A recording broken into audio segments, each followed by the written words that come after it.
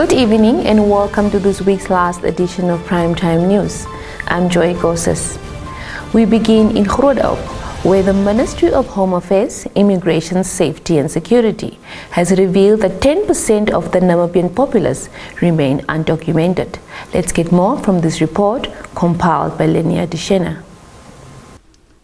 Speaking at the launch of a Living Lab pilot project at Groot-Oop by the United Nations Development Programme, which is aimed at bringing civic registrations closer to the people, the ministry's spokesperson, Margaret Kalo, said according to the Namibia Demographic Survey of 2016, 10% of the population is undocumented and stateless. Kalo explained that in efforts to curb undocumented citizens, the ministry has been conducting outreach civic registration programs, especially for citizens residing in rural and remote areas, adding that the partnership with the United Nations Development Programme aims to promote the ministry's vision to have every Namibian registered. She noted if the project succeeds, it will be rolled out countrywide. Kalo urged mothers to register their newborn babies for birth certificates at hospitals to help lessen undocumented citizens, noting that hospitals have an e-registration process where birth certificates are issued.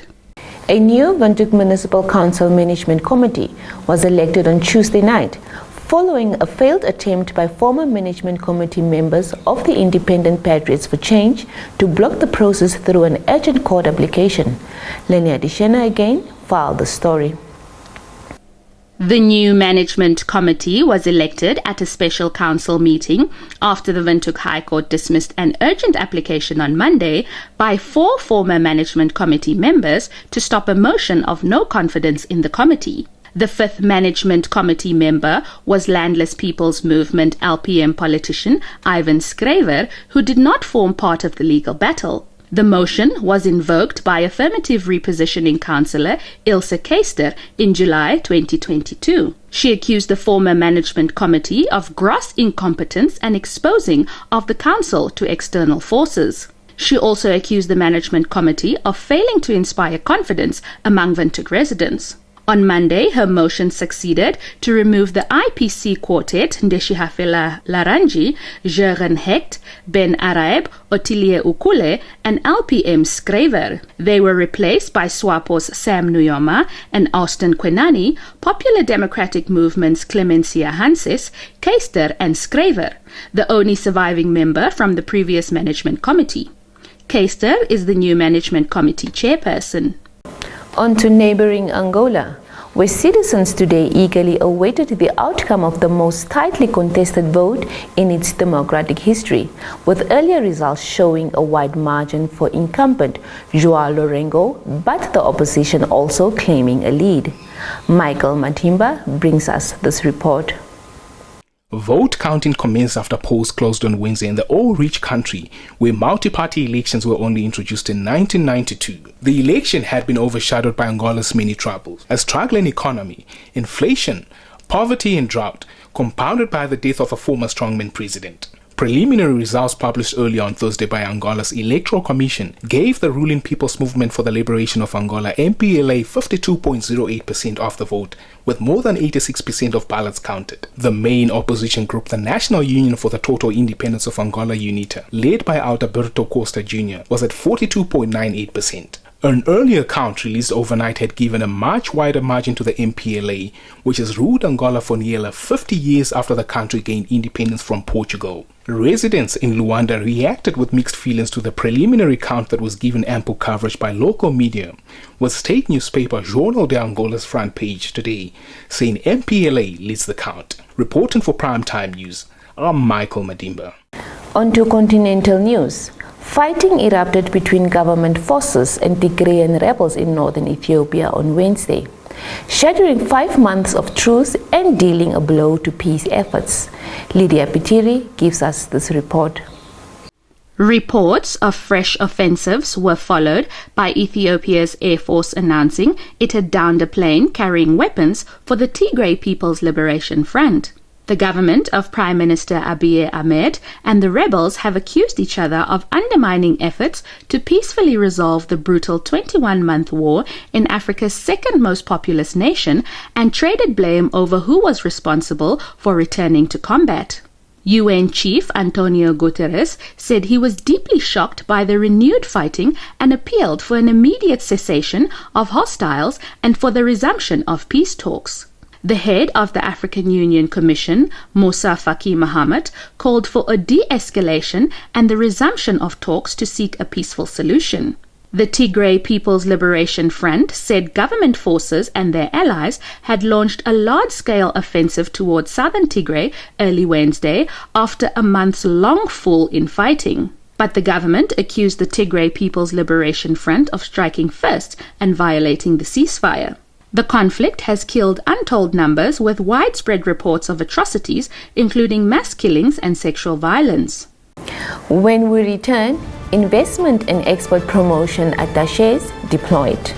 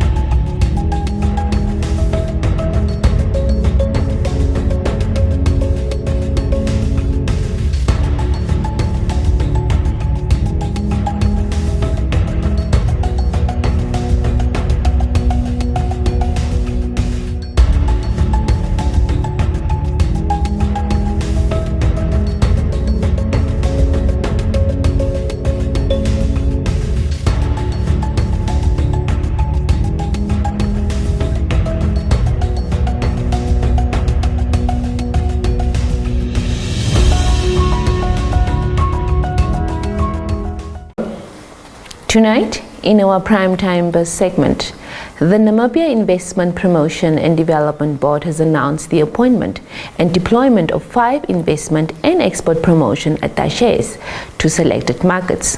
Marco Nglovo filed this insert.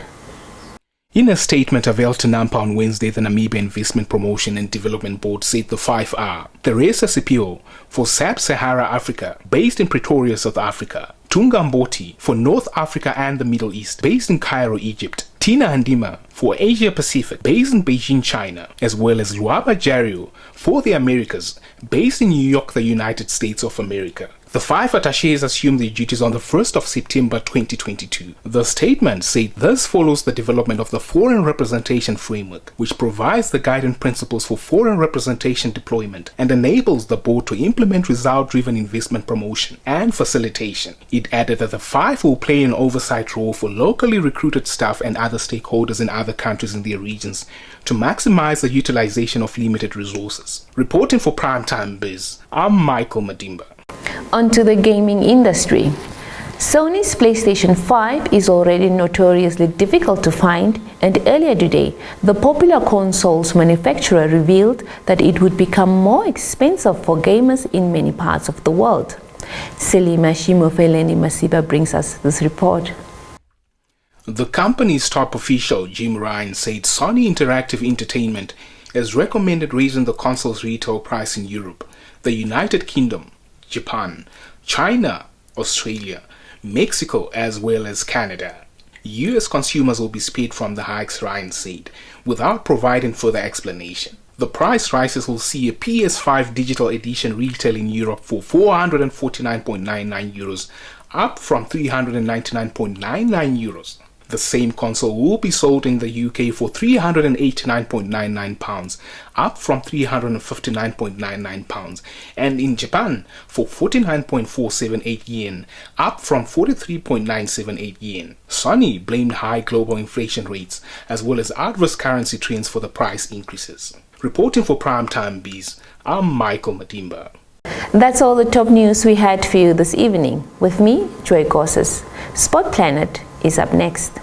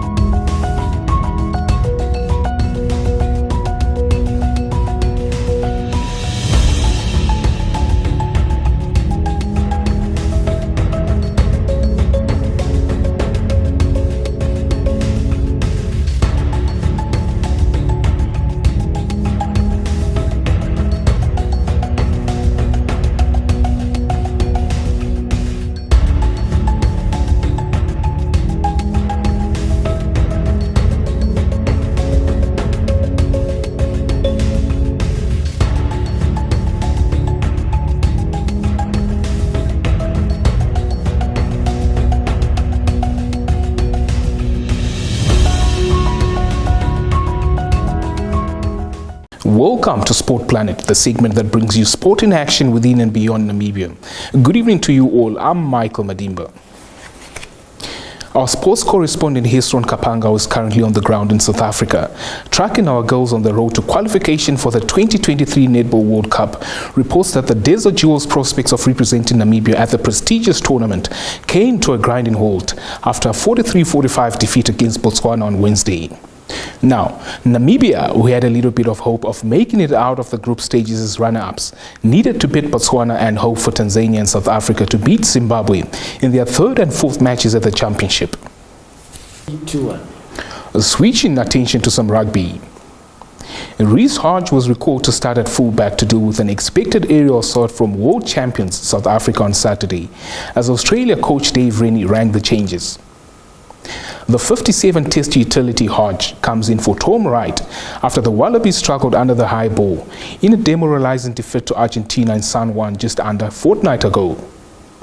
Hodge was one of 6 changes to the side that lost 48-17, with Wright shifting back to the right wing and Marika Koreibete on his familiar left for the Rugby Championship clash in Adelaide.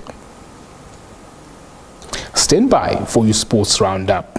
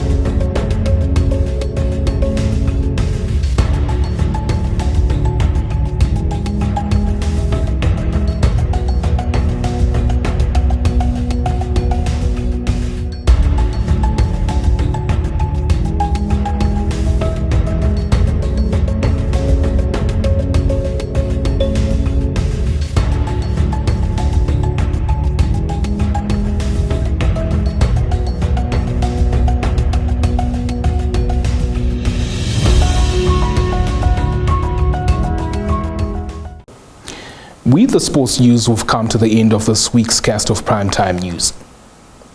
As we celebrate Heroes Day tomorrow, the cast and crew here at Primetime News exhort all Namibians to remember the enormous sacrifices the gallant sons and daughters of Namibia made for our country, our people, as well as future generations. May we always remember that their blood, sweat and tears water our freedom and take nothing for granted. With that said, catch us next week from Monday as we bring you another edition of Primetime News. From myself, Michael Madimba, and the entire cast and crew, have a blessed long weekend.